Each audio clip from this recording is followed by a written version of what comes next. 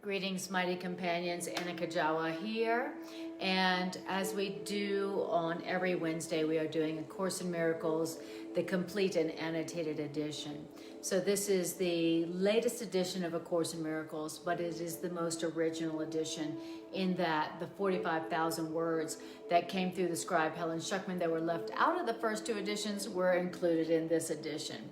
With the notations from Robert Perry. So this is the complete and annotated edition of A Course in Miracles. Maybe you've seen it before. It is the edition of A Course in Miracles that is the most recent, and it has a purple cover. So that is what we are doing. I wanted to really get to know and learn the material that was left out of the first two editions, but is in this edition, so that's why I'm doing this edition from the beginning. So we started in chapter 1, section 1, and now we are in chapter 4, section 11, the last section in chapter 4, and we're starting, and it's called Being Truly Helpful. So I'm going to do a little bit of a recap, and then we'll start officially from paragraph 4. So thank you, Les, and hi, Marianne and Carrie. Wonderful to have you here. So we are doing A Course in Miracles, a course in healing. Course in Miracles is a healing curriculum for you, for me, for all of the children of God. The purpose of A Course in Miracles is for healing the mind, healing the world, healing the children of God, so that we might experience heaven on earth, our natural state, which is available always, anytime, anywhere. And so really, A Course in Miracles says that the purpose of it is not to teach the meaning of love, because that does not need to be taught. The purpose of A Course in Miracles is that all the blocks to the awareness of love's presence would be removed. That is the purpose of A Course in Miracles, not to teach you the meaning of love, but to help you to remove the blocks to the awareness of love, which is your natural state, that is within you right now and available to you right now. That's the purpose of A Course in Miracles. Okay?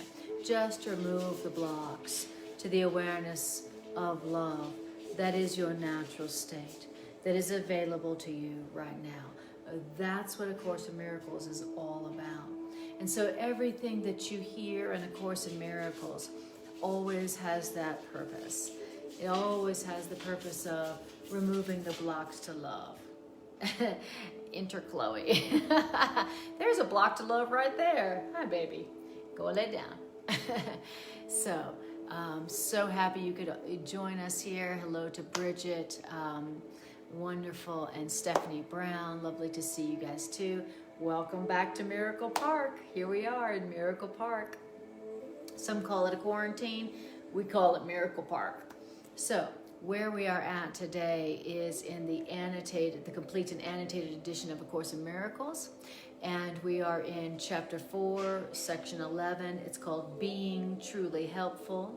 And this is the last section of chapter 4. And we've been on chapter 4 for, I don't know, it seems like a year or two. I don't know. It's been a long, long time. So this is very exciting that we might finish chapter 4 today. And we're hearing about being truly helpful. So it's section 11. I don't know if you can see, Chloe has made herself totally comfortable right at my feet. And here comes my beloved. I love it. So the gang is all here. Here's my beloved Greg and my beloved pup. So come say hey. Yes, you are. Come here, baby. Look, it's my beloved. Doesn't she look gorgeous?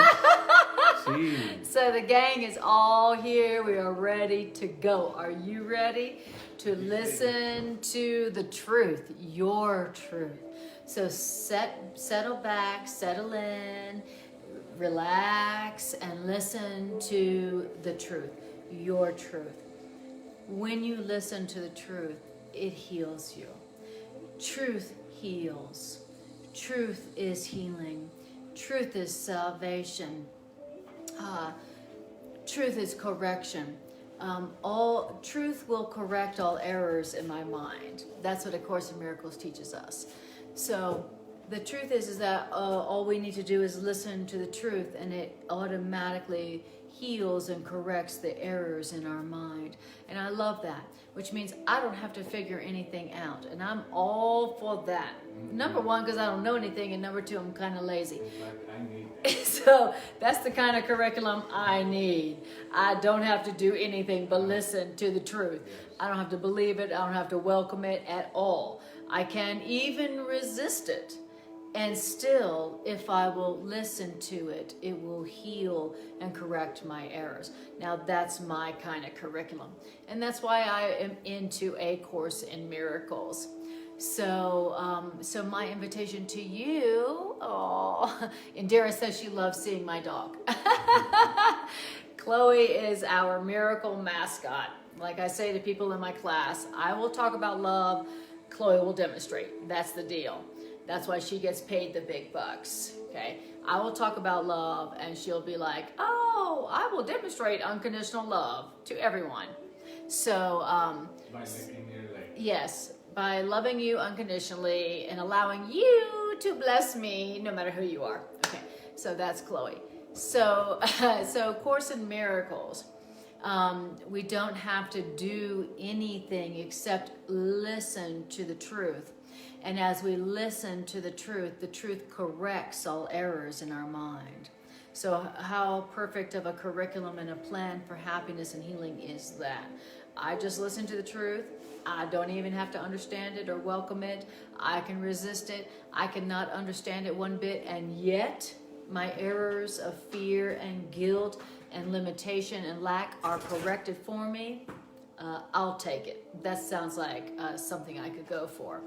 So that's what we're gonna do.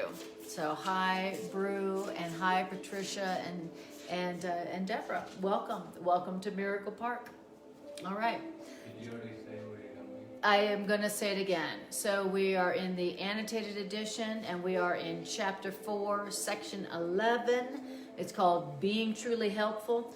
We are in the last section of chapter 4. What a miracle. I feel like I've been in chapter 4 for 30 years. For real. For really. It really does seem like a couple of years. Yeah, I've been in chapter 4 for a while now, like a couple of years probably. Isn't that crazy? Okay, so we're talking about something called being truly helpful. And so what I'm going to do is I'm going to read the first few lines of the section, and then we're going to skip ahead to where we left last week at paragraph 4. So what it says here in the beginning, sentence 1 is, the truly helpful are God's miracle workers, whom I direct, says our teacher, until we are all united in the joy of reality. All right. So what it's saying here is that the miracle workers, God's miracle workers, God's healers, God's teachers, God's messengers, the folks who work for God in the transformation of earth from hell into heaven, those folks, they are what? They are truly helpful. God's miracle workers are truly helpful. What makes you a miracle worker? What makes you a healer is that you have decided to be truly helpful. You are being truly helpful. That is what makes you a miracle worker. God's miracle workers. So God's miracle workers, it's not that they went to Miracle Worker College. They didn't go to Miracle Worker University. God's miracle workers are those who said, show me how to be truly helpful. What does it mean to be truly helpful? I don't know what it means to be truly helpful, but I am willing to learn how to be truly helpful to God's children, to people, to all of life. What does it mean to be truly helpful? I just want to be truly helpful. Okay, so so you go from wanting to be somebody, wanting to be somebody special, wanting to do something special, wanting to do something nobody's ever done before. Oh, I want to do something nobody's ever done before. You go from that, which is the goal of specialness, to the goal of, I just want to be helpful. How can I be helpful to the children of God? Now, when your goal has gone from, I want to be someone special, I want to do something nobody's ever done before, to I just want to be truly helpful, how can I be truly helpful to others?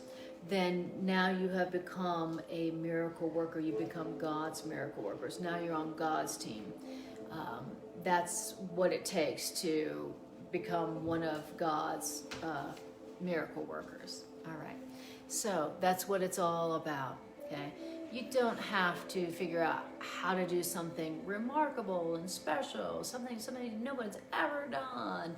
Oh my God, I just want people to know my name. I want to see my name in lights. Really, the ultimate accomplishment in life is learning how to be truly helpful to other human beings and the creations of life. That's the ultimate accomplishment, learning how to be truly helpful. It says God's miracle workers, those who work for God in the healing of the earth, in the healing of mankind, those are those who are not trying to be special or best or different anymore. They just want to be helpful. And they're willing to learn what it means to be truly helpful. Because Lord knows we don't really know what that means. Why? Because that has not been our goal, to be truly helpful. What has our goal been? How can I stand out from the rest? How can I get something everybody doesn't have? How can I make myself different? How can I be somebody special? That's been our goal. You know, how can I distinguish myself amongst the crowd? And so now we have a new goal. We have a new purpose, and that is to just be truly helpful. And so, but we're going to have to learn what that means, because we didn't learn. That hasn't been the goal that we learned is a valuable goal. Okay, we've been badly taught. Okay, we weren't taught from childhood. Hey, listen, you will know your value and your worth as a soul, as a human being. You will know your worth as you learn how to be truly helpful. We didn't learn that. Okay, what did we learn? What we learned was, if you're going to be somebody, you need to distinguish yourself. You need to find something that makes you special, that makes you stand out from the rest. You need to be the one out in front and hire a bunch of helpers. You need to be the one out in front, the one who's hiring all the helpers. That's what you need to be. You need to distinguish yourself and have something that other people don't have. And then you'll be somebody, and then you'll have worth, and then you'll have confidence, and then you'll see yourself as valuable. That is the very bad programming that we have all received as to what makes someone happy. Yeah. Now, the Course says, you have been badly taught. Indeed, we have. And so what we did not learn as children as, listen, little Johnny, little Susie, as you learn how to be helpful to others, then you will know your worth. Then you will know your value. You won't be plagued with self-doubt. So learn how to be helpful to other people. What do other people really need at a core level? Learn how to be truly helpful. We didn't learn that. And so here we are, and here's our opportunity to learn that, so that we can experience true fulfillment, our true power. Okay? So your true happiness and your true fulfillment comes not from figuring out how to be all special, but just how to be helpful. So I dedicate this session today to all of us learning what it really means to be truly helpful, so that we can really help God. It says the truly helpful are God's miracle workers. So now we're going to learn what it means to be truly helpful to everyone and everything. Okay? Okay. So it says, and then our teacher through A Course in Miracles says, I will direct you to wherever you can be truly helpful, and I will direct you to whoever can follow my guidance through you. Okay? So that's what's really going on here relative to who we meet and when we meet them and how we meet them. Okay? If you're ever wondering if there's a grand plan behind the timing of who we meet and when we meet and where we meet them, this is it. Okay, the teacher of the world is guiding and directing all of us to whom we can be most helpful to, and to whom can be most helpful to us, to whoever can follow love's guidance through us, and also to whoever we can follow love's guidance through them. That's why we meet, when we meet, and who we meet. Just in case you were wondering why you met that person at that time in that place, it's because you were directed by the teacher of the world, by the teacher of love. That's why. Okay, so that's what's the why and the how and the when behind all of the encounters that we have with the people in our life. It may seem like an accident, but it's not. It is destiny, because all encounters are holy encounters. All encounters were meant to be. And so if you're wondering, well, why is that person in my life? Why do I keep meeting that person? And why did I meet that person? Why is that person in my life? I really don't understand. This explains it. It says, the teacher, your teacher will direct you to wherever you can be truly helpful, and to whoever can follow love's guidance through you. So that's why y'all met. So now you know. It wasn't an accident. And now you know why you met and when you met. Now you can get down to being about what your meeting was about. It wasn't about the body. It wasn't about specialness. It wasn't about pride. It wasn't about getting love at all. It was what? It was, this is somebody that Spirit knew you could be truly helpful to. Spirit knew this is a person you could be truly helpful for. And also, Spirit knew that here's this person who could follow love's guidance through you. Okay, now that's why y'all met. And that's why y'all met and when y'all met. So now you know, and now you can focus on what you're really there together for, instead of what you thought you were. Okay, you might have thought you were there for something about the body and maybe some specialness, but really it was something else. And once you remember what that something else was, now you can fulfill the function of your relationship and experience the satisfaction and the fulfillment and the healing and the joy that will come from you remembering why you are together and why you met. Okay, all right. It's like that TV show, they're not allowed to be there for their bodies. They have to go to a deeper relationship. Yes. So you're not there Yes. about their bodies, you're here. Exactly. Greg just reminded me of this reality show that we watched with Aria, my daughter, the other night, my teenage daughter. Who said she was watching this show called Too Hot to Handle. And I was like, well, what's that about? And the show is a reality show where they're all brought to this gorgeous island somewhere in the tropics. And they're the hottest people in the world, okay? And that's what they said. They're the hottest people in the world. And they think they're there just for a hedonistic month or a hedonistic summer where they're going to have lots of sex and do whatever. Once they get there, they realize that the purpose of it was to learn how to develop deeper relationships and to not have sex. And so the game show, the reality show is, can they do something like deepen the connection, the communication, and not have sex? And if they can, then they get money. So, in other words, they thought that they were there in a relationship with these other people for one reason, but really they were brought together on that island for a whole nother reason. And so once you realize the real reason why you have met the people you have met and when you met them, then you can fulfill the function and you will experience the satisfaction and the joy and the power and the happiness and the abundance that comes with remembering the purpose of your relationship, why Spirit brought you together. We won't be distracted by what we're here for. Exactly.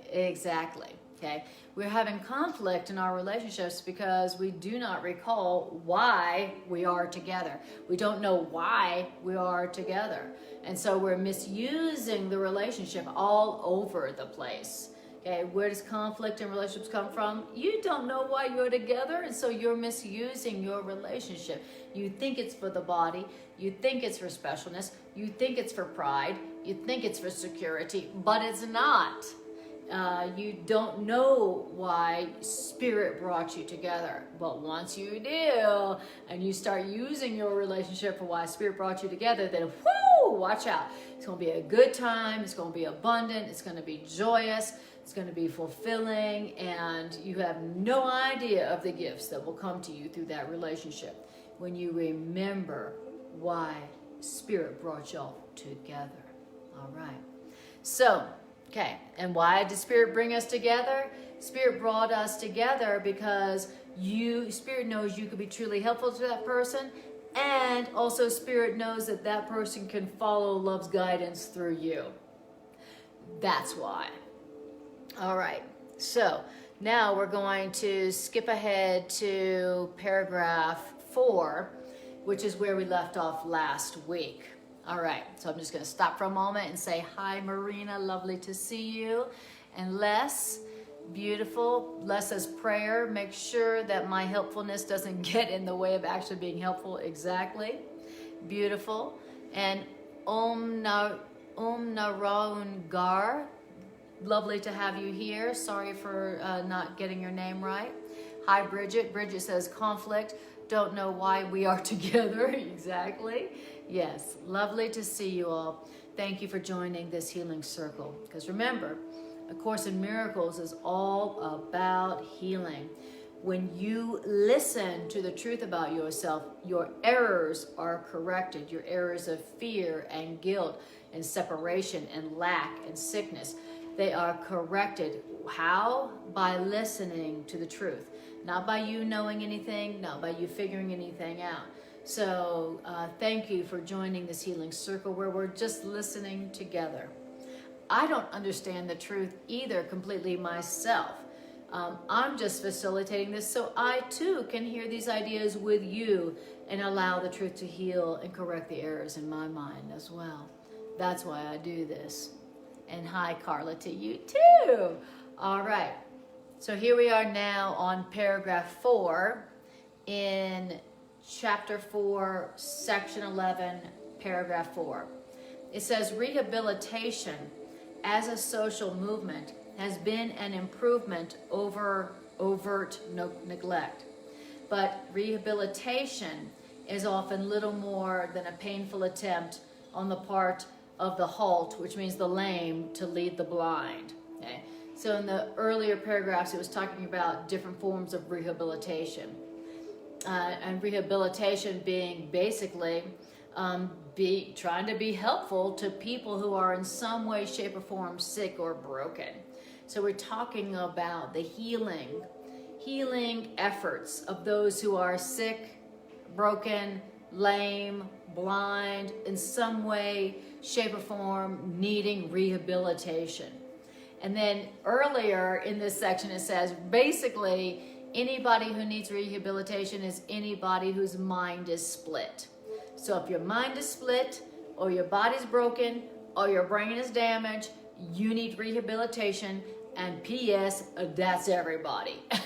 So, okay, anybody who doesn't fall into any one of those categories probably doesn't need A Course in Miracles. And good for you, congratulations. You need to start your own class.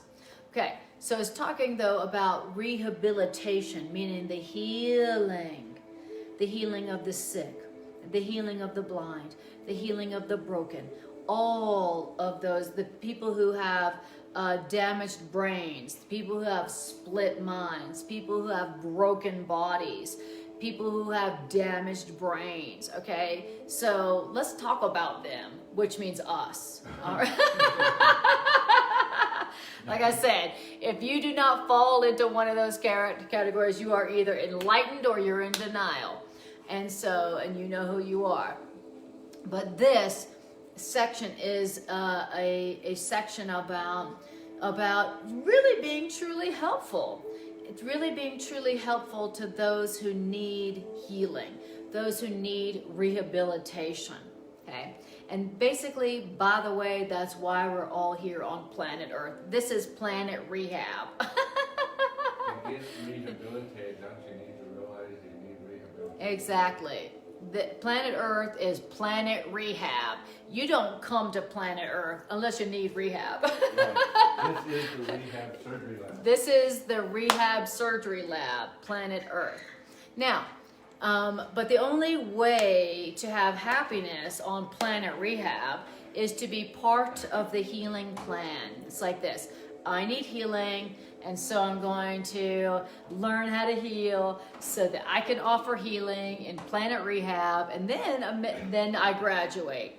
So when you're on planet rehab, it's like this, just like, rehab, let's say when you go to drug and alcohol rehab, who do you think are the counselors at the drug and alcohol rehab center? Who are the counselors? Recovered addicts, recovered alcoholics. When you go to the physical rehab places, you are there with people who have experienced physical rehabilitation. Now, so we're talking about rehabilitation as a social movement. And you're saying that rehabilitation as a social movement is better, an improvement over just overt neglect. Before the social rehab movement, people who had broken bodies, damaged brains, split minds, well, they just didn't get any help. They were just shoved aside, just shoved under the carpet, right? But so now at least, when this came through in the late 60s, the social rehabilitation movement had begun, where people who had damaged brains, broken bodies, split minds, they could go somewhere and receive rehabilitation. Wonderful. It says, but for the most part, the social rehabilitation movement has just been the blind leading the blind, the broken trying to heal the broken. And so now which is better than nothing, but it's there's a step beyond that. All right. It says, so beautiful. Les says, and Bridget says, we need rehab. Yes, we do. Okay, welcome to rehab. We need rehab. All right. And then Les says, welcome to Planet Rehab, joining the healing circle. I love it. And Irene says, and we go to you, Anna, for spiritual rehab. Indeed. Exactly. My name is Greg. I'm a guilt addict. Yes, my name is Anna, and I am a guilt addict. Yes, Love you, Anna. Oh, thank you. My name is Anna, and I am a guilt addict. Yes. My name is Anna, and I have a damaged brain. Oh, and my name is Anna, and I have a split mind. Yeah. One day I love everybody, and the next day I hate everybody and want to murder them. My name is Anna. And everybody goes, oh, hi, Anna. Welcome, Anna. Okay. Planet Rehab. All right. Yeah, because if you can't admit and own what's yes. the problem, you can't get rehabilitated. That's exactly what Greg is saying. When you go to rehab, you don't, the healing doesn't begin until you acknowledge, I am broken, I am in need of healing, and that's why I'm here. And then the healing begins. So the beginning of rehabilitation is the acknowledgement that you need rehabilitation. Do you have a split mind? Check. Do you have a damaged brain? Check. Do you have a broken body? Check. Do you have emotional disorders? Do you have a mood disorder? Check. Okay, great. Okay, now we can get started. But as long as you think you're just fine, everybody else is the problem, I'm fine, I'm good, I don't have any brokenness at all, well then the healing cannot begin. So that's how healing begins on Planet Rehab. T-shirts. Yes. What'd you say? Planet Rehab T-shirts. Yes, Planet Rehab. Okay, I love it. That's where we're at. And Course in Miracles says that, what was it saying about the split mind? It says anyone who has a split mind is in need of rehab. But you don't get here unless you have a split mind. People who don't have a split mind, they wouldn't want to come to Earth. No. They would be like, I've already done that. If there were any other option. Yeah. Somebody who didn't have a split mind would be like, well, I don't want to go to Planet Rehab, but I will lend my helpfulness to them. So if they are interested in some loving, healing ideas, I'm totally available for them, you know. So that's what you would do if you did not have a split mind. It says, the reason why you should learn how to offer rehabilitation is because you need rehabilitation yourself. So the point, what we're here to learn on Planet Rehab is that you only experience rehabilitation and healing as you offer it. You only experience healing as you offer healing. You are healed as you learn how to heal. That's the truth about Planet Rehab, and that's why we're here. I need healing, and so I got to learn how to give healing. And so here I am on a planet full of folks who need healing. Okay, do you need healing? Do you want healing? Then you got to devote yourself to learning how to heal, which is the same as saying learning how to be truly helpful. Okay, you need healing? Okay, great. It's either physical healing, emotional healing, psychological healing, and spiritual healing. And if you need that and you want it, then you got to learn how to give it, because that's how you receive it on Planet Rehab. All right.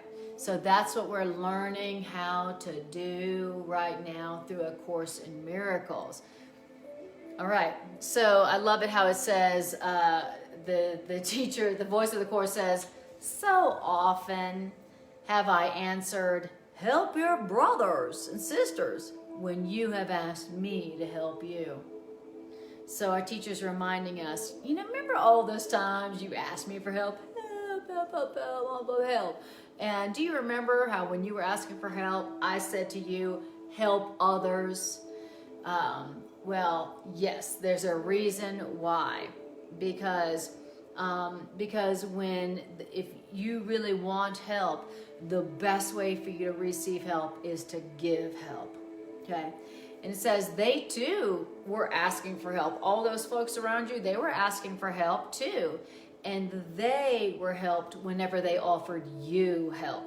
So we were saying last week, so don't be falsely humble and don't resist receiving help from others. When people are offering you help, don't be falsely humble and resist their help, because the truth is that they can't receive help until they offer help to you. So allow them to help you, because only as they help you can they believe that they deserve to be helped. So when they offer you help, say thank you. And that's it. Just say thank you. I really appreciate that. Let them help you, because only as they help you can they accept help for themselves. Let them plant the seed. Let them plant the seed. Let them give what they need to give in order to receive. If you don't let them help you, you're not allowing them to receive the help they need for themselves. So don't resist their help. They have to give you help for them to believe they deserve help themselves. Okay? So stop being falsely humble. Like, oh no, I can't receive it. No, I don't need it. You know all the ways that we're falsely humble and we resist the help of others that they are offering to us. Wow, we do it way too much. Okay, so now, so it says something very interesting about, it says, you have a fear of broken bodies. Okay, now it says you have a fear of broken bodies. Okay, right. Have you ever noticed that part of you that wants to look away when you see a broken body? Okay, when you see someone who's disabled or you see a broken body, have you noticed that there's a part of you that wants to look away? Okay, it says you have a fear of broken bodies. Why? Why do I have a fear of broken bodies? It's because your ego cannot tolerate broken bodies. Wow, my ego can't tolerate broken bodies. Why? Your ego cannot tolerate ego weakness either without ambivalence, because your ego is afraid of its own weakness, and your ego is afraid of the weakness of its chosen home, the body. Okay, so why is it that our egos are afraid of broken bodies? Because our egos are afraid of the weakness of the body. And our egos are afraid of their own weakness. And so that's why our egos are afraid of broken bodies. Okay, so that's not a good thing. That's not a good, the Course says if you're afraid of broken bodies, then guess what? You need rehabilitation. You have a brokenness that needs healing. You're afraid of broken bodies because your ego can't tolerate seeing broken bodies, which is your ego's chosen home. It says your ego is afraid of its own weakness, and your ego is afraid of the weakness of its own chosen home, which is the body. Okay, so that's the part of you that wants to look away when you see a broken body, in whatever form you see that broken body, whether it's a damaged brain or a disability or a broken body in one way or another, paralysis, brain damage, mental illness, you name it. The ego is afraid of broken bodies. The ego is afraid of physical weakness, because the ego identifies with the body. And so the ego don't want to see that, because the ego is afraid of its own weakness. And the ego is afraid of the weakness of its own chosen home, the body. All right. So can y'all relate to that? Why our ego is afraid of broken bodies and damaged brains and wants to look away from that. Okay. It says that is really why you recoil from the demands of the dependent. That is really why you recoil from the sight of a broken body. Whew. Okay, great. So we're getting real here. So there's two things here. We recoil from the sight of our broken body, and also we recoil from the demands of the dependent. So when we see a body that's dependent on other bodies because it's broken, we recoil from it. We recoil from a broken body or a damaged brain. Okay? Why? Because our ego is afraid of its own weakness, and our ego is afraid of the weakness of the ego's own chosen home, which is the body. All right. So tell me if you guys can relate to what I'm talking about. Beautiful. I hear that if I see a broken body like two busted fingers, Yeah. then I want to look away because Yes. I realize that could happen to my two busted, to my two fingers. Yes. Exactly. Thank you. Susceptible to that. Yes. Thank you It for saying reminds that. me of, oh, that could happen to me. Yes, So exactly. you can be guilty, or That's I can right. be guilty. If your body can be broken, my body can be broken. If your brain can be damaged, my brain can be damaged. But the ego is afraid of that. The ego is afraid of its own weakness, its own physical weakness, its own mental weakness, all of that. Okay? So the ego don't want to look at the truth about itself. Okay? The ego is weak. The ego can be broken. The ego's chosen home, the body, can be broken. The ego itself is weak. And so ego don't want to look at that, because what ego's all about denial.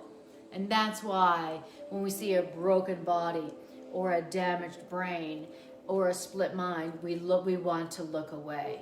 Now, what is the opposite of looking away at a damaged body, a broken body, or a damaged brain, or a split mind? What's the opposite of that? Okay, the opposite of that is looking and going, I'm only here to be truly helpful. I'm only here to be truly helpful. That's not who they are. You know, that's not who they are. That's not who I am. Who they are can't be broken. Who they are can't be damaged. Who I am can't be broken. Who I am can't be damaged. So great, good to know. How can I be helpful? Spirit, how would you help me be helpful? So, in other words, this is a whole section on how to be truly helpful. How to be truly helpful so that you can receive the help that you desire and that you deserve. Okay? Well, the first thing you need to know when you're wanting to know how to be helpful so you can receive help is how to respond to other brothers and sisters who need help, who are experiencing a broken body or a damaged brain or a split mind, which is basically everybody. Everybody falls into one of those categories of damage, meaning a need for healing. Okay, so we need to know how to respond when we see a damaged body, a broken body, a damaged brain, or a split mind. Okay, so that we can be truly helpful and also receive the help for our own damage, for our own broken bodies, damaged brain, and split mind that we've got going on, right? How do you know we've got that going on? Because we're here. How do you know you have a need for rehabilitation? If you're on planet rehab. Because you're on planet rehab. You're here. That's what A Course in Miracles has to say. So end of denial. And that's your proof that you need some kind of rehabilitation, whether it's physical, mental, emotional, spiritual, whatever. You need it. But you ain't going to receive it until you learn how to give it. But you're not going to be able to give help until while you're still like, oh, I can't look at that. Oh, I can't look at that. When Greg was in the urgent care and he busted his 2 fingers and they told him that he was going to lose 2 of his fingers, and he texted me. I was in the parking lot. They wouldn't let me in because of the coronavirus. And he was like, do you want to see a picture of it? And I'm like, oh no, oh God. I was like, I did not want to see a picture of his busted fingers. Right. Now, you know, I was like, well, now why is that? And this explains it perfectly. I did not want to see pictures of his busted, like he was going to lose his fingers pictures. Not because it was just too gross, but because my ego is afraid to see that its own weakness. If his fingers, if he could lose part of his own body, then I could too, and I don't want to see that. And so I just said, well, I don't really want to see it, but take a picture of it anyway, and maybe I'll look at it later when I'm drunk. Which I didn't, even still. But he did make me look at it the other night. Okay. And I did get it drunk. Yeah, and I was drunk, so. Oh, worked out for the best. All right. I'm drunk on love, of course. That's all I'm talking about. Drunk on love. All right. So it's very important that we learn how to, that we learn a different perception, that we learn to have a different perception. We learn how to not look away. We learn how to not look away when we see broken body, damaged brain, split mind. It's very important that we learn how to not look away, not be afraid to look, and instead that when we see it, that we recognize we are the same. We also are in need of rehabilitation ourselves, body, mind, and spirit. And that we say, how can I be helpful? What would it mean to be truly helpful to this person? How can I be helpful to this person at this time? Instead of looking away. That is the only way to allow our own rehabilitation of our own body, mind, and spirit. Okay. which we all have a need of. Remember, Course in Miracles says, if you want to be healed, you must devote yourself to healing. Now, who among us would say they don't need any kind of healing, body, mind, or spirit? So we're basically talking about healing. Beautiful. Indira says, we look away because we see ourselves in others. If I can see another's ego and say, this is something in me I can learn. Yes, exactly. Beautiful, Indira. Beautiful. Whew. Wow, how beautiful. I'm so happy to hear this and to remember this.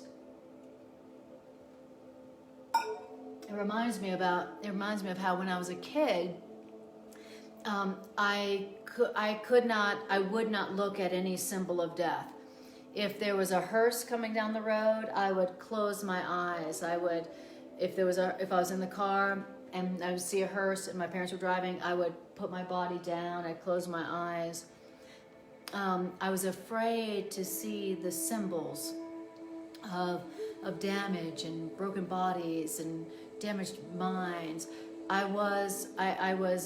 had a death phobia when I was a kid, and to me, so this has a lot of meaning to me, and this helps me to understand. Later on in life, I became certified as a hospice worker, so that I could overcome that fear of seeing the symbols of death. And then A Course in Miracles profoundly healed me from that death phobia by teaching me that there is no death. Okay, so I have been doing death rehabilitation since I was a kid, and A Course in Miracles in particular. So, all right. So then it says this. It says, now we're on paragraph 5. All right. So it says this.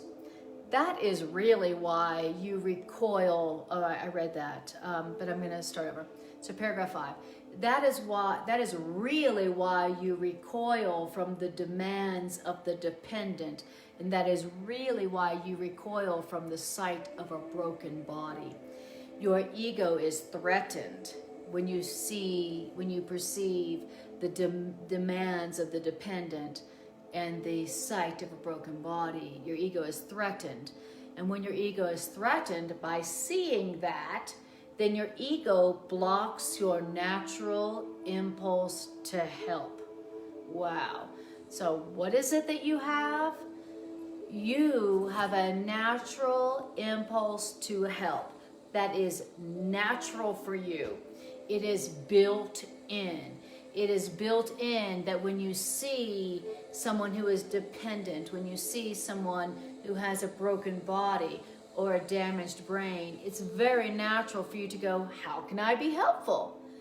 But your ego blocks that natural impulse because your ego feels threatened by the sight of the broken body or the demands of the dependent. Okay, the one who is dependent on others, and the one who has a broken body, and the one who has a damaged brain, and the one who has a split mind. Our ego feels threatened by seeing that. Ego don't want to see that because ego's like, oh, that's going to remind me of my own weakness. I don't want to see that.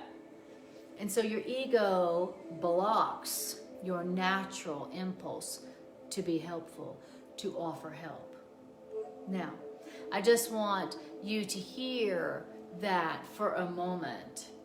It's very important. Your spirit within you, when it perceives a broken body or a damaged brain or a split mind, your spirit has a very natural impulse to help. How can I be helpful? But because your ego feels threatened by seeing the broken body or the damaged brain or the split mind, your ego blocks your natural impulse to help. Okay. And so what does the ego do? Then the ego places you under the strain of divided will. Okay. So your spirit wants to help no matter what the kind of damage or brokenness that you are seeing.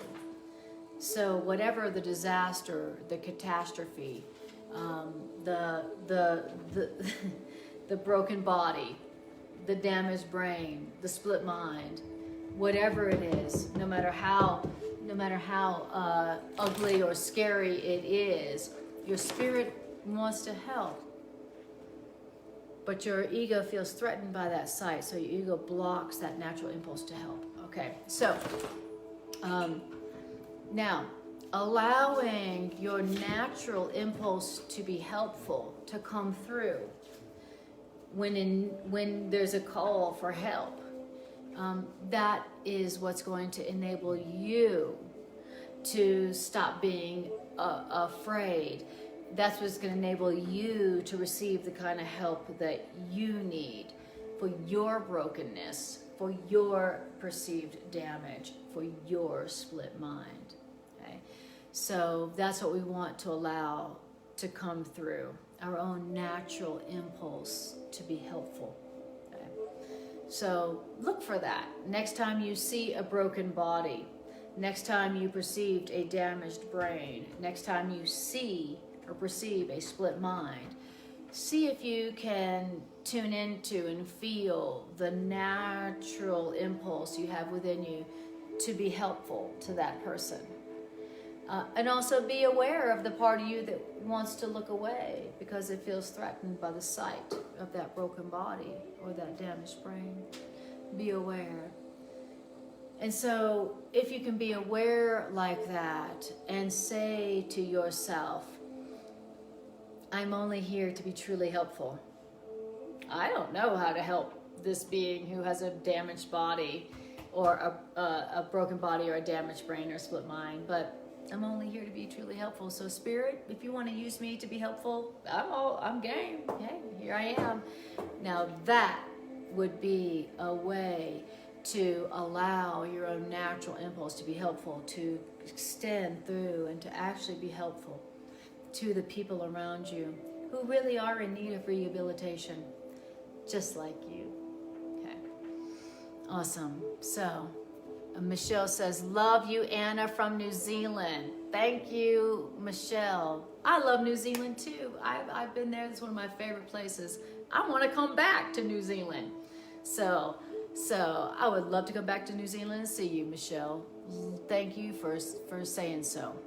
And hi, Patrick in Oklahoma, one of my oldest, dearest friends. Patrick, love to you, my friend.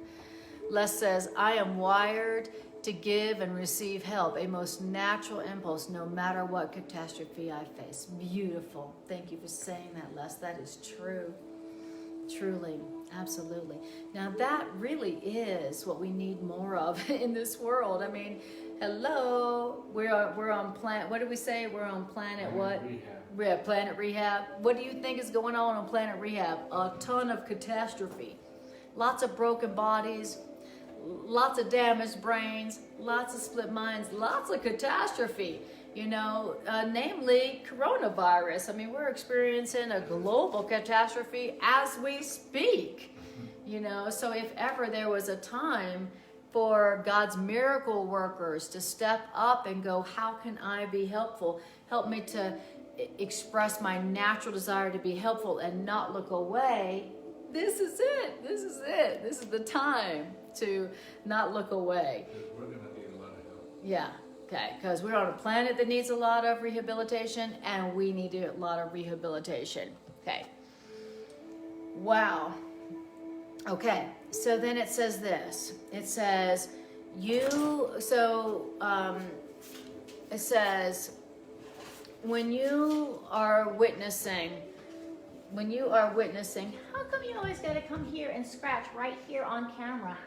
Why is that? You are in need of rehabilitation. Yes, you are. So she comes right here to scratch. Okay.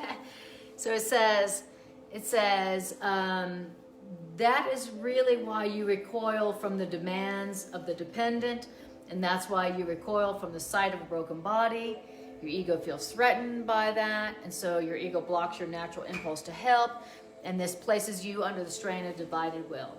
What's going on is that now you're going to withdraw to allow your ego to recover and to regain enough strength to be helpful again on a basis limited enough not to threaten your ego, but also too limited to give you joy. All right.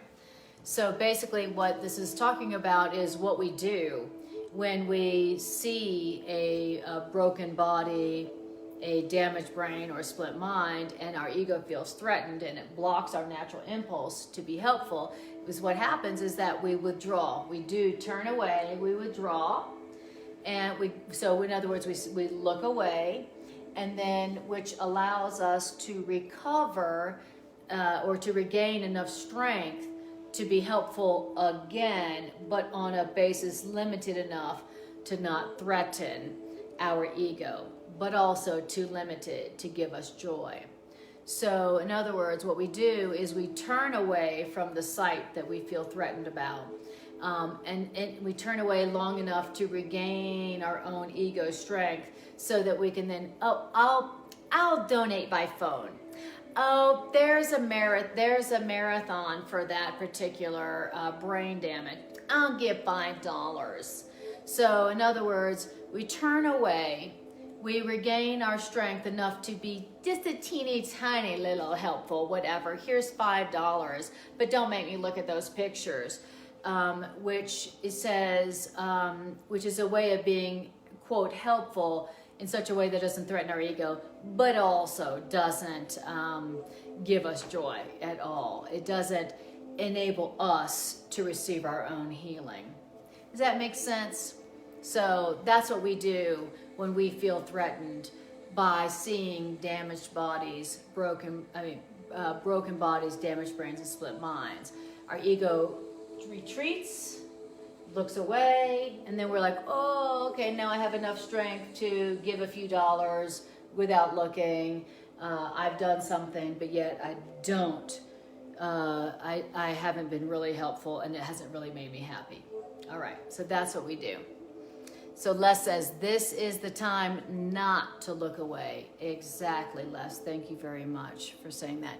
Les says, I am wired to be a first responder. Beautiful. Yes, you are, Les. Beautiful. I love it. Okay. All right. Exactly. Now, it says something. Now we're going to keep talking about those brothers and sisters who are in broken bodies, okay? And why do you suppose A Course in Miracles is really wanting us to talk about those beings, those brothers and sisters who have broken bodies, whether that's us or someone else? It's because there's a lot of that here. There's a lot of brokenness and damage here on Planet Rehab. Because remember, that's what's going on Planet Rehab, okay? You don't come here unless you got some perception of damage and brokenness that needs to be healed by offering healing to others. That's why we're all here, okay? So it's an important topic, okay? There's nobody here that doesn't have some kind of brokenness or damage or split-mindedness or something going on where they need some rehabilitation. Nobody. So don't fool yourself. Don't tell yourself that you're, that you're special in that way. Like, oh, I'm broken and damaged, but everybody else isn't. Or, I don't have any brokenness or damage, but other people do. That's a false perception. Okay? So, allow yourself to experience the release from guilt and separateness in hearing this. Everybody here is broken and damaged in some way, in form, okay? Not in your true reality where you're created perfect, but everybody here is here because they believe that something within them is damaged or broken, whether it's their body, their heart, their mind, their will, their emotions, or someone they love. So just know that, and don't feel separate and alone and guilty about that anymore.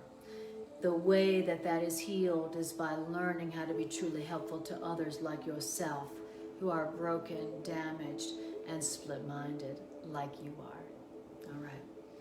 Beautiful. So it says this.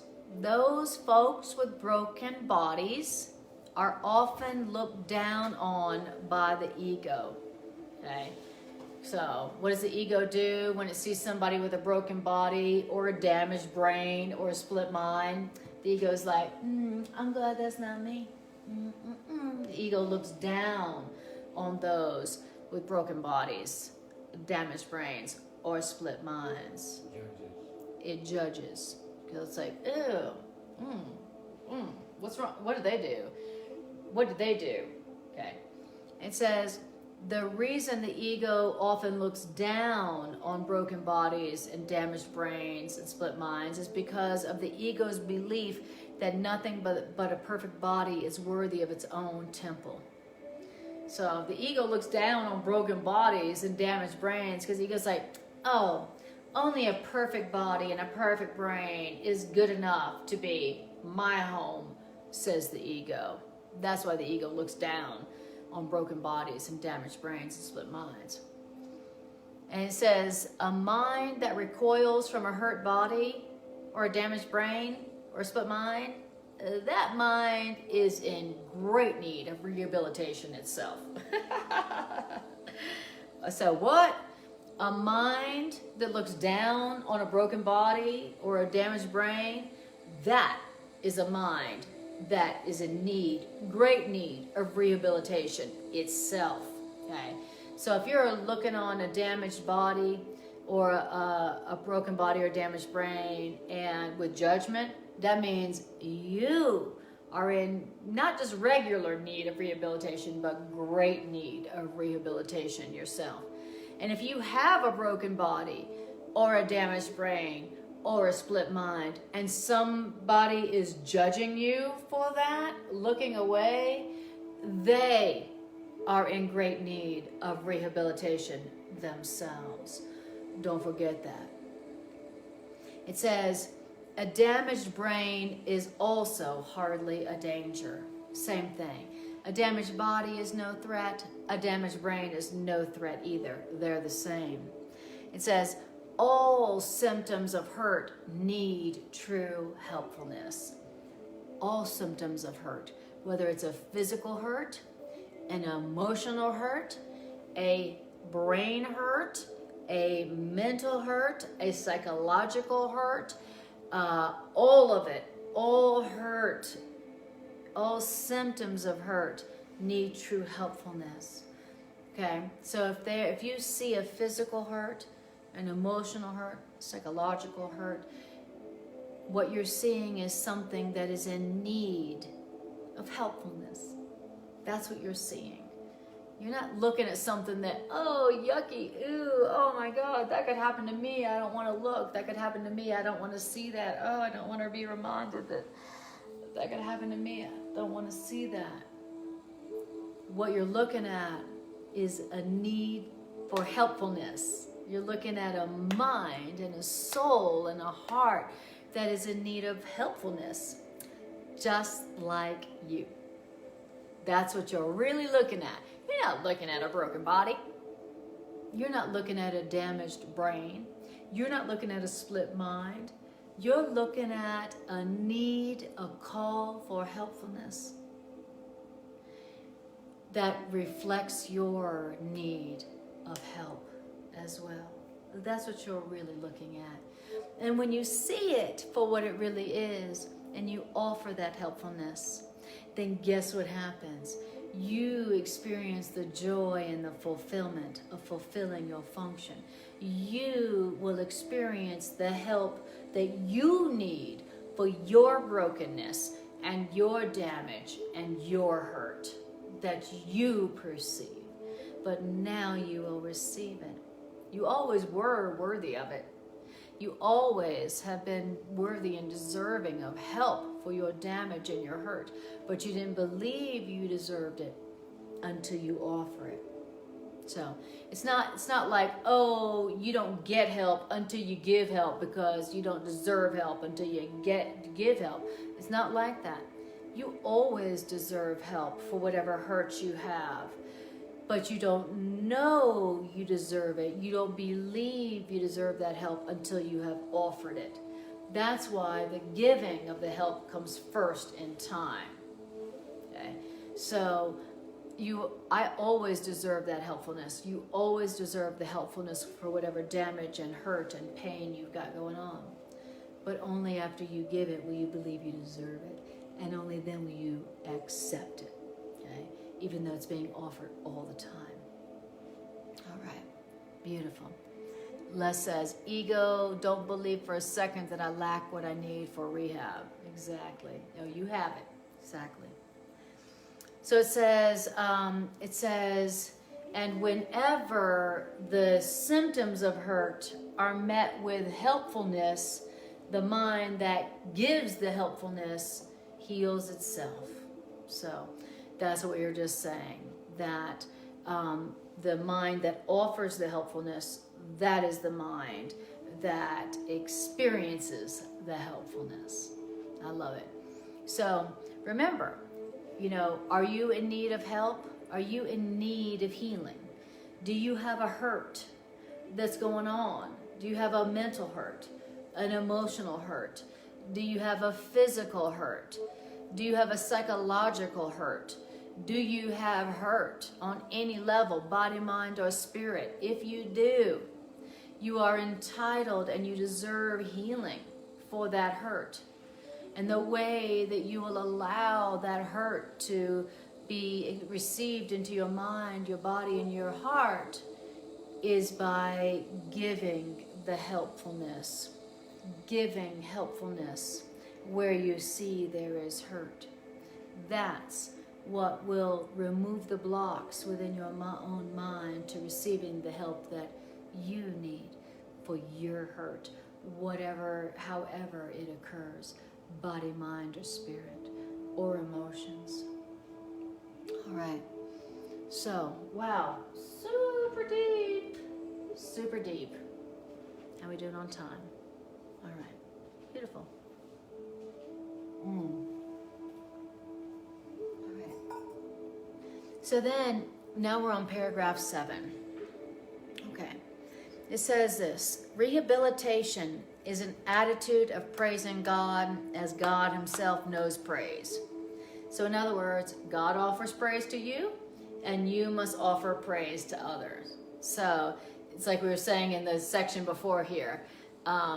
God doesn't need your praise because God has no ego to receive your praise. But God does want your gratitude to God given to others. So that's what it's saying here. So true rehabilitation is taking the love that you have received from God and paying it forward, offering it to others.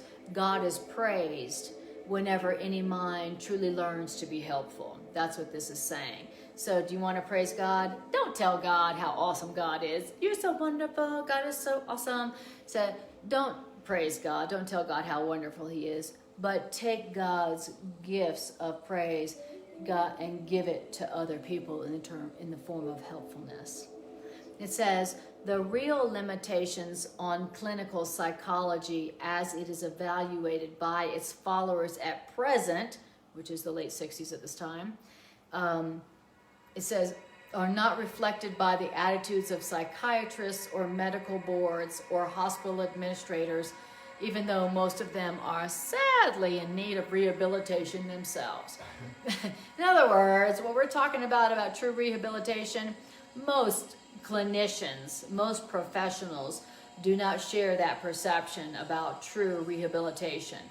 Most clinical clinicians, psychiatrists, hospital administrators, all those folks who are in the rehab business, they typically do not see rehab in this way as being helpful in this way.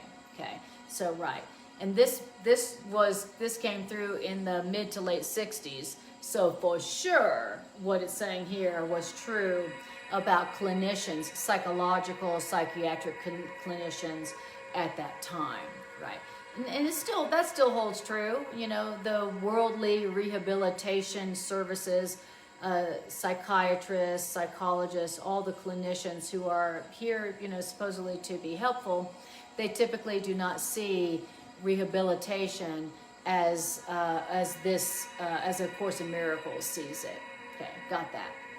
And it says, the real handicaps of the clinicians lie in the attitudes of those whom their egos perceive as weakened and damaged.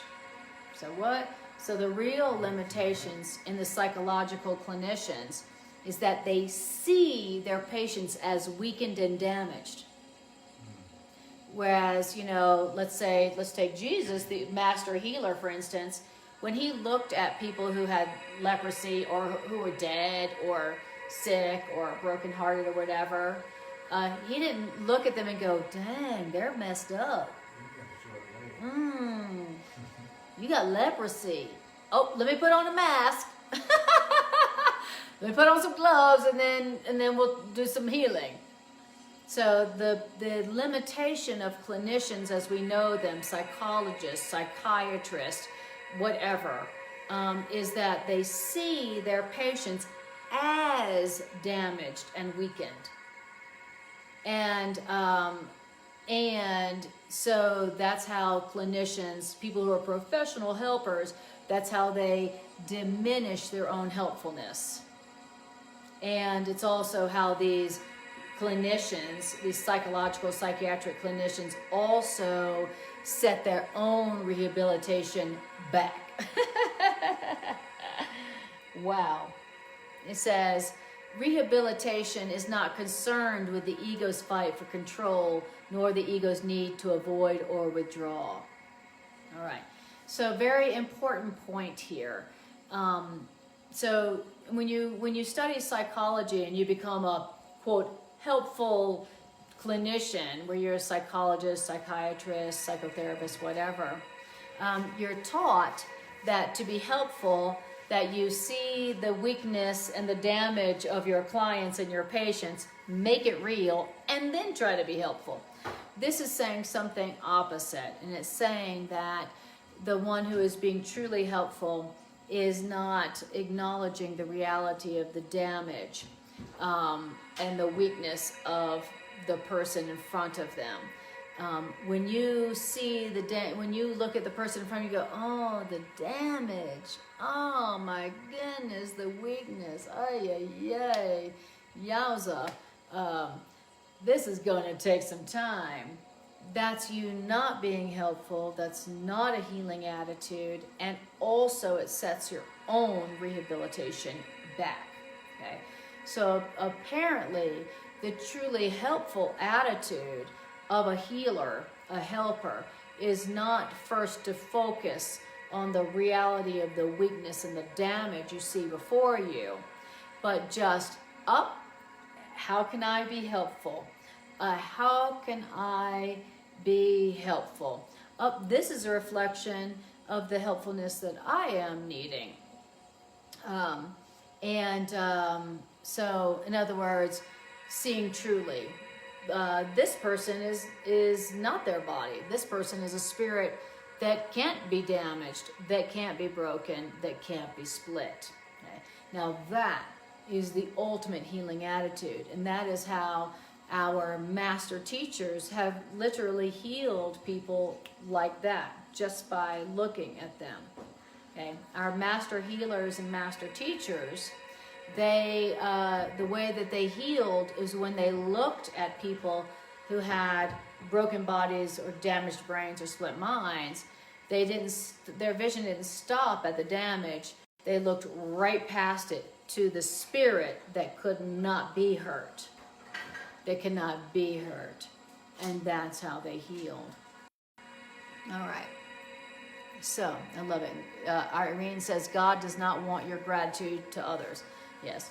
God doesn't want you to tell God how awesome He is.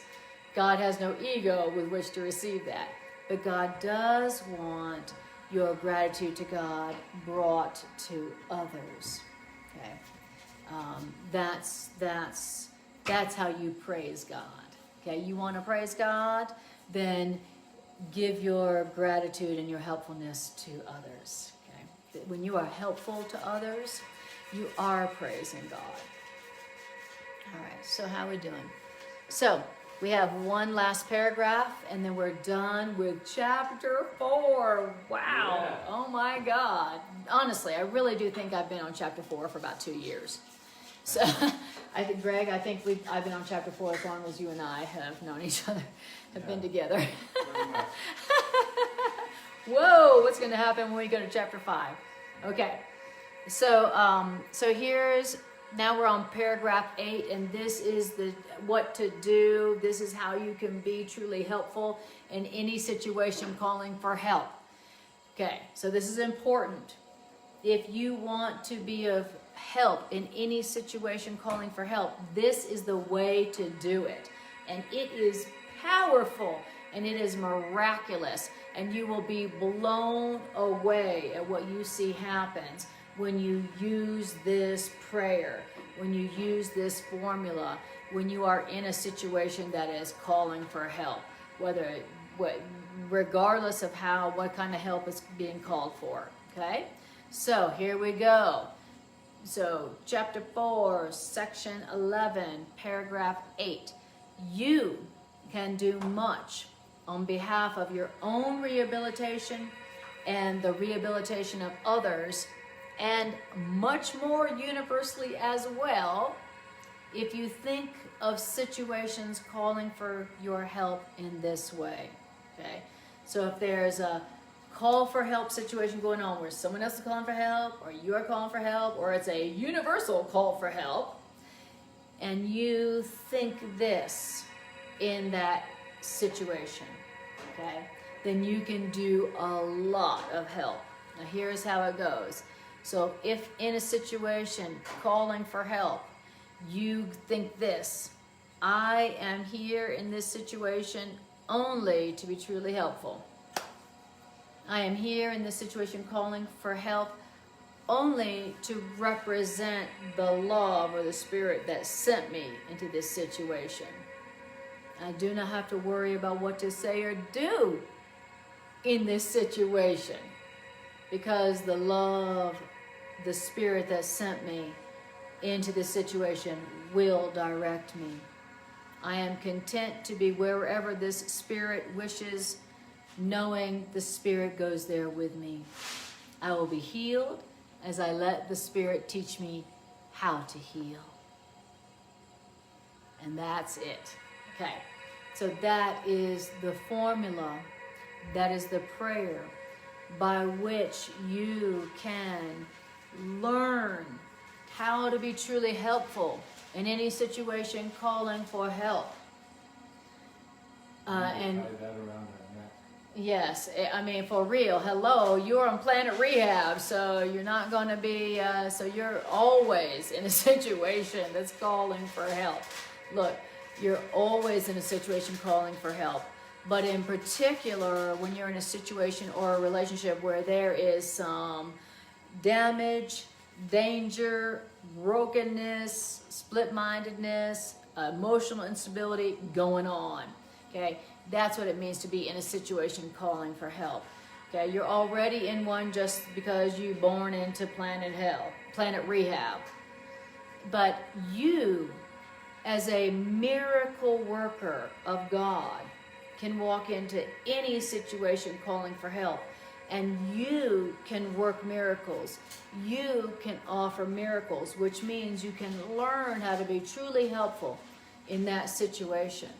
If you'll just think about it in that way, if you'll just say that prayer and remember that formula and say it, then miracles and true helpfulness will come through you, transforming that situation that was calling for help into a miracle of peace and joy and safety and abundance.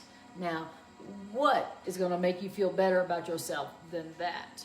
What's the sentence on to represent? Yes, I'm only here to represent the spirit that sent me here into this situation. All right. Hi, Demi. GPS spirit formula. Exactly. All right. Beautiful. Yes, thank you, Irene. All right, so I'm going to say it one more time, and then, actually I'm not. I'm going to just do the announcements, and then we're going to do the integration meditation where we're going to use that formula prayer for any situation or relationship that you got going on right now, where you know there's a call for help going on. Even if we're talking about the universal call for help situation going on called COVID-19, okay? We all got a global call for help situation going on. And this is a way and a formula, it's a way to think about what's going on in the world right now that will enable you to be truly helpful and to be a miracle worker relative to this situation. All right. So, announcements are this. I do 2 live streams a week, Mondays and Wednesdays, 7 to 8:30 p.m. Mountain Daylight Time on Facebook live stream. I'm working on getting them all transferred over to YouTube so that you can easily access them at any time. Now, go to my YouTube channel, if you wouldn't mind, Anna Kujawa, Kujawa, and hit like and subscribe when you get there. That signals to YouTube that the content is important and valuable. It also enables me to get to do YouTube live stream all the sooner. And so I'm working on that because not everybody uses Facebook. Also, so if you want to see other classes of mine, YouTube is a great place to find classes of mine going years back. So wonderful. And don't forget to like and subscribe, and you'll get notification when I post stuff. So, and I appreciate that. Now, if you also feel like this could be helpful to our world at this time, go ahead and share it on your timeline on your Facebook page. So that way the message can go out more and more to those who need it, which is everybody here on planet Rehab. So thank you. I appreciate you sharing this, and I appreciate you going to YouTube and liking or subscribing. And I appreciate you being here right now. Just you being right here right now is a gift to me and a gift to the world, and it's a miracle. So thank you for using your precious time and energy to share in this experience. I appreciate you more than I can say. Also, I am a holistic psychotherapist, and I have a psychotherapeutic niche called Miracle Psychotherapeutics, where I offer one-on-one sessions for people who could use some psychotherapeutic support in the whatever transition they're going through, but they would like it from a Course in Miracles perspective. And so if that's something that could be helpful to you right now, then the best way to reach me is either private message me here on Messenger, or go to my website, annakujawa.com, and find my phone number and text me. Best way to reach me ever is to text me on my phone number, for real. And if I have not responded to an email or a phone call that you have sent me, it is nothing personal. Sometimes I just get overwhelmed with phone calls and emails, and I miss some. So if ever you have sent me an email or a phone message and I didn't respond, text me. And just know that I'm so happy, would be so happy to talk with you and to connect with you in that way. So I am overwhelmed sometimes with too many messages and phone messages, so it's nothing personal. Beautiful. Thank you, Les, for saying that. Okay, and you too, Irene. All right.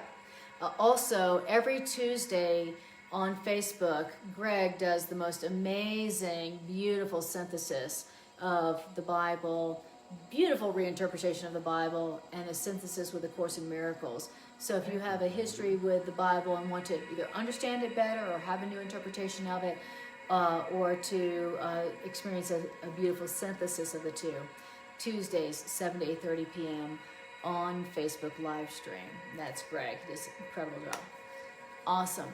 So, great. Now we're going to do the integration meditation, and then we'll be done with this. We'll be done with chapter 4. Oh my God! Wow. Wow. Amazing. No one could ever accuse me of rushing through these classes. All right, so what I want you to do is I want you to close your eyes and take a breath and just breathe and feel.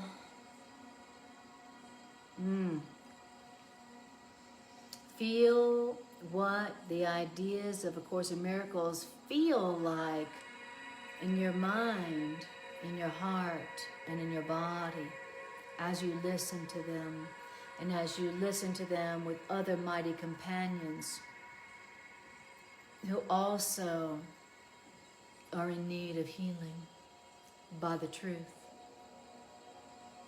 Feel what it feels like to be part of a circle of minds who also are willing and wanting to have their minds healed and their errors corrected by the truth.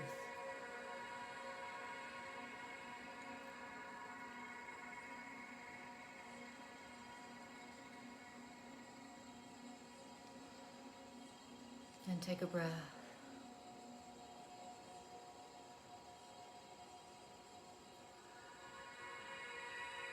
Beautiful. Now I want you to bring to your awareness a situation or a relationship in your life right now or in your world where there's a big fat call for help going on, where there's obviously some broken bodiness going on, or there's some brain damage going on, or there's some emotional hurt going on, some psychological pain going on, personal, global. There's obviously a big call for help going on, just like there is right now with the coronavirus going on. Big call for help going on globally, personally, individually, and globally. Big call for help going on. Now, I want you to imagine this situation calling for help around you, and I want you to say this: I am here in this situation right now only to be truly helpful. I'm here on planet Rehab right now only to be truly helpful. I'm in this relationship right now only to be truly helpful. I'm on the planet at this time only to be truly helpful. I'm in this economic collapse situation right now only to be truly helpful.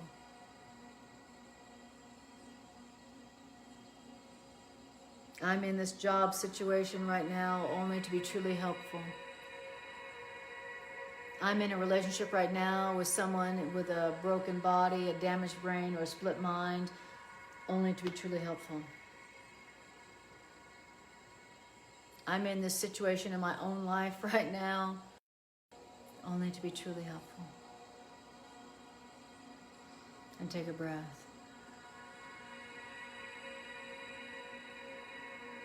And I'm here in this situation and relationship right now only to represent the Spirit that sent me here. Spirit sent me here.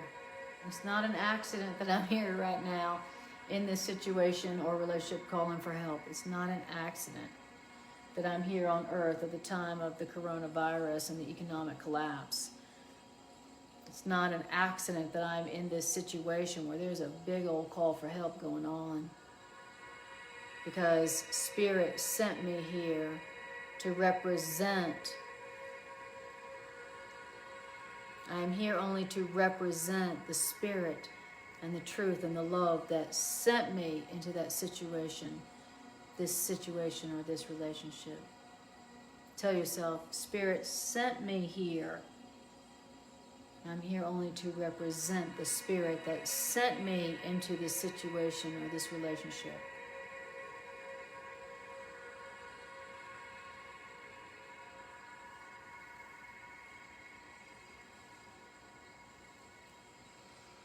And take a breath.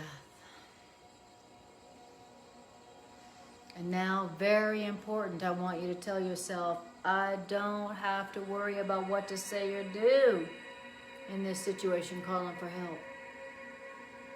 I don't have to worry about what to say or do in this big old call for help situation. Why? Because the Spirit that sent me here will direct me. It will tell me what to do, what to say, how and when. I don't have to worry about what to say or do in this situation calling for help, because the love that sent me here will direct me.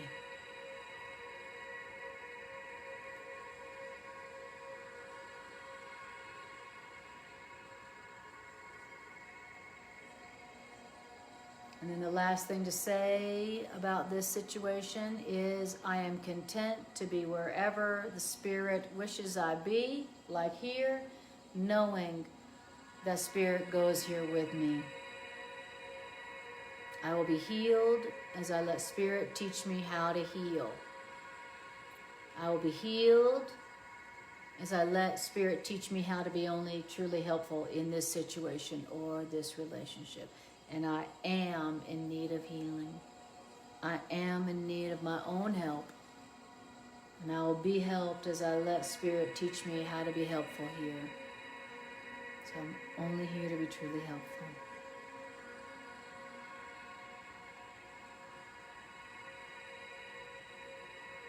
This is a way of responding to this situation calling for help that will enable you to be truly helpful and enable you to receive the help you need in your calls for help.